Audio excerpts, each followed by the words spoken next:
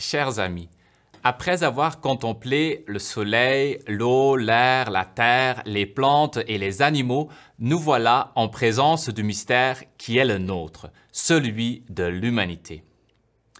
Remontant à son origine, il y a fort longtemps, en admirant les animaux qui s'étaient répandus sur toute la terre, Dieu et l'Immaculée décident d'introduire l'être humain. L'homme est fait à l'image de Dieu et la femme à l'image de l'Immaculée. Dans leurs différences, ils se complètent, s'enrichissent et assurent ensemble la continuité de la race humaine. À chacun est donné un corps spirituel, en plus des corps physiques et psychiques déjà obtenus. Le corps spirituel distingue l'être humain des animaux plus que toute autre caractéristique.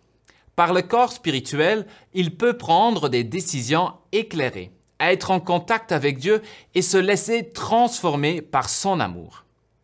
Ainsi, après de nombreuses générations et moyennant de grandes transformations, deux êtres humains, Adam et Ève, méritent de quitter notre planète bleue avec leurs trois corps.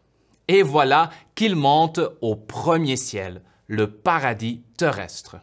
C'est le sommet du monde psychique. En ce lieu sacré, ils reçoivent l'un et l'autre l'Esprit de Dieu. En d'autres mots, à leurs trois corps, qui sont strictement matériels, Dieu et l'Immaculée ajoutent un rayon de leur amour, qui est immatériel. C'est le grand début de notre humanité. En dépit de ce don inouï, Adam et Ève se laissent tromper par le serpent et finissent par désobéir à Dieu. Par conséquent, au lieu de continuer leur montée telle que Dieu le voulait, ils retombent sur la terre. Et ne pouvant remonter aussitôt, c'est ici qu'ils fondent leur famille. Depuis, leur descendance s'est intégrée aux nombreuses familles qui s'y trouvaient déjà.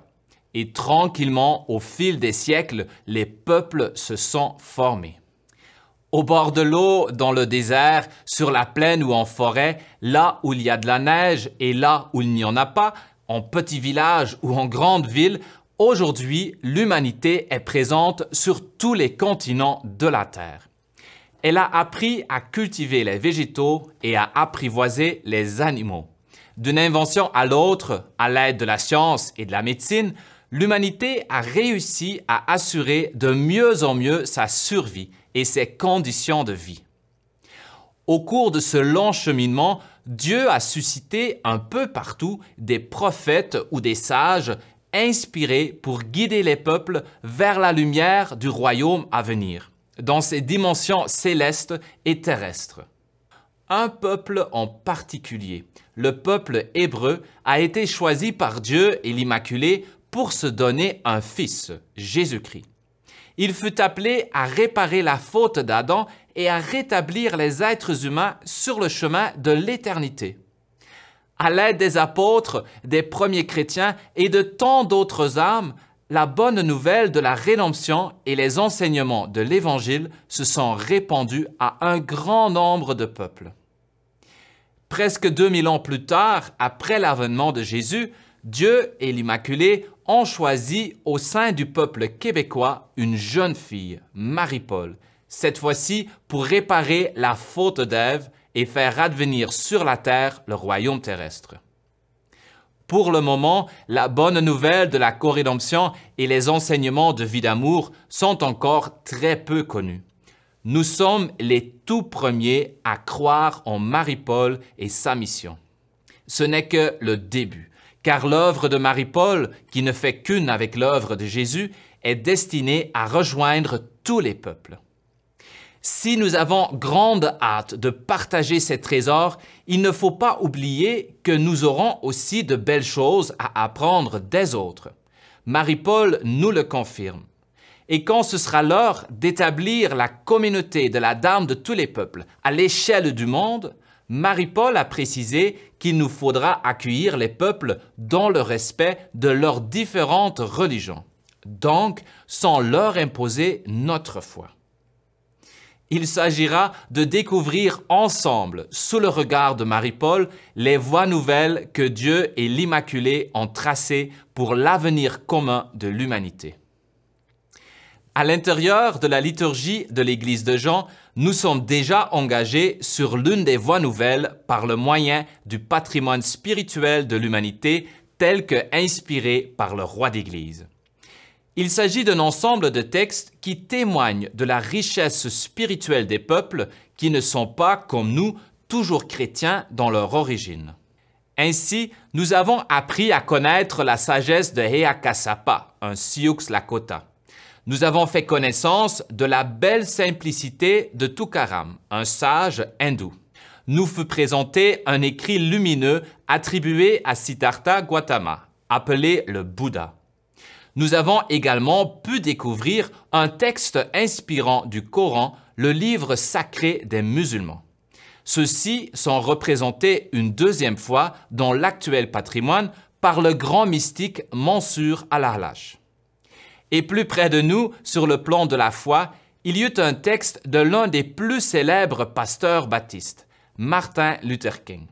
Ce grand homme partage notre souhait de voir réunir tous ensemble les différents peuples de la terre, quelle que soit leur religion et leur ethnicité.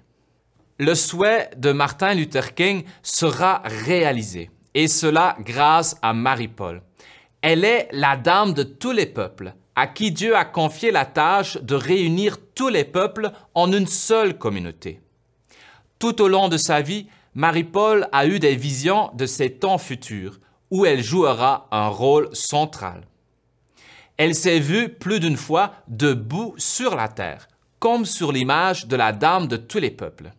Et à l'une de ces occasions, elle voyait sortir de son cœur des flots de lumière, de paix, de joie et d'amour qui roulent sur le monde et s'étendent jusqu'aux confins de la terre et qui font disparaître le monde perverti, donc tout le mal qui règne actuellement sur la terre. Marie-Paul a vu aussi que ses livres seront traduits dans toutes les langues, et le Seigneur lui a dit qu'elle est chez elle partout dans le monde. Pour plus tard encore, Marie-Paul a vu qu'un jour, il n'y aura plus qu'une seule religion. C'est alors que les hommes, les femmes et les enfants de bonne volonté partageront une seule foi. Tous les peuples appelleront Marie-Paul la Dame ou la Mère, et ils profiteront pleinement de son amour qui les conduira toujours plus haut jusqu'en Dieu où tous sont attendus.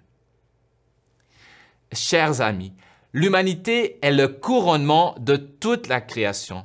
Elle en est l'aboutissement dans sa grande variété de peuples et d'êtres humains si uniques, et tous objets de l'amour de Dieu et de l'Immaculée. Bientôt, à l'aide de Marie-Paul et de Jésus-Christ, elle pourra écrire les plus belles pages dans le livre vivant de son histoire. Remercions Jésus et Marie-Paul souvent. Et surtout, soyons des collaborateurs fidèles de leur amour.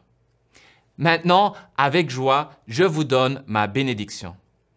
Que la divinité tout entière vous bénisse, vos familles et tous ceux qui vous sont chers, le Père et le Fils, la Mère et la Fille, dans l'unité de l'Esprit. Amen.